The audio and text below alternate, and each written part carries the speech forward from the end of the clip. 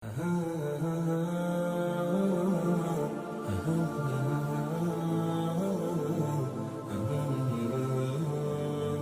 تبارک و تعالیٰ قرآن مجید فرقان حمید میں ارشاد فرماتا ہے وَأَقِيمُوا الصَّلَاةَ وَآتُوا الزَّكَاةَ وَارْكَعُوا مَعَ الرَّاكِعِينَ،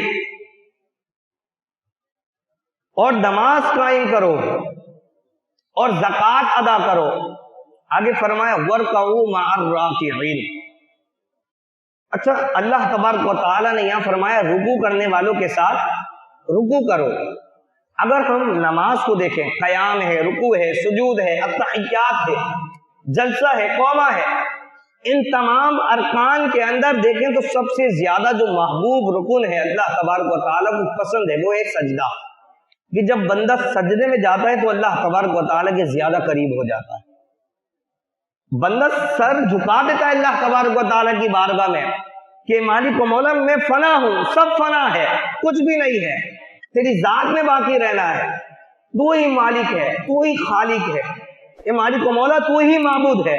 ہم اپنا سر اللہ تبارک و تعالیٰ کی بارگاہ میں جھکا دیتے ہیں اور اللہ تبارک و تعالیٰ کے سوا ہم کسی کے آگے اپنا سر کو نہیں جھکاتے۔ تو سر جھکانا یہ اس بات کی دلیل ہے کہ ہم اللہ تبارک و تعالیٰ کے آگے اپنے آپ کو اور پوری کائنات کو سب شے کو فنا سمجھتے ہیں۔ سب فنا ہے، صرف اللہ تبارک و تعالیٰ کی واحد ذات ہے جو تنہا یکتا ہے اور ہمیشہ وہ ہے اور ہمیشہ اسی کی ذات میں رہنا ہے۔ تو سب سے زیادہ جو بہترین رکن ہے وہ کیا ہے؟ سجدہ۔ لیکن یہاں اللہ تبارک و تعالیٰ نے یہ نہ فرمایا کہ نماز قائم کرو، زکوٰۃ دو اور سجدہ کرنے والوں کے ساتھ سجدہ کرو۔ یا اللہ تبارک و تعالیٰ نے ارشاد فرمایا وَارْكَعُوا مَعَ الرَّاكِعِينَ، کہ رکوع کرنے والوں کے ساتھ رکوع کرو۔ اب اس کی وجہ کیا ہے؟ جب یہ اسلام کا دور تھا، ابتدائی دور تھا، صحابہ کرام علیہم رضوان اللہ تبارک و تعالیٰ کی عبادت کرتے ہیں۔ اس وقت کفار بھی تھے جو بتوں کی عبادت کیا کرتے۔ اب بتوں کی جو عبادت کرتے وہ اپنے بتوں کے ارد گرد طواف بھی کرتے اور اس کے آگے وہ اپنے سروں کو جھکایا کرتے تھے، یعنی کہ سجدہ کیا کرتے تھے، بتوں کے آگے سجدہ کیا کرتے تھے۔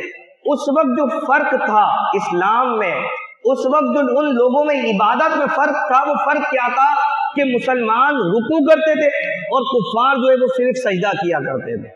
وہ اپنے بتوں کے آگے اپنے ماتھے کو ٹیکتے تھے، سجدہ کرتے تھے، لیکن مسلمان صحابہ کرام علیہم رضوان کی وہ جماعت جو اللہ تبارک و تعالیٰ کی عبادت کرتی، اس کے علاوہ کسی کی عبادت نہیں کیا کرتی، وہ رکوع کیا کرتے تھے۔ اس وجہ سے اللہ تبارک و تعالیٰ نے ارشاد فرمایا وَارْكَعُوا مَعَ الرَّاكِعِينَ، کہ تم رکوع کرنے والوں کے ساتھ رکوع کرو، یعنی کہ جڑ جاؤ اس جماعت کے ساتھ جو میرے صحابہ کی جماعت ہے، حضور علیہ الصلوۃ والسلام کے صحابہ کی جماعت۔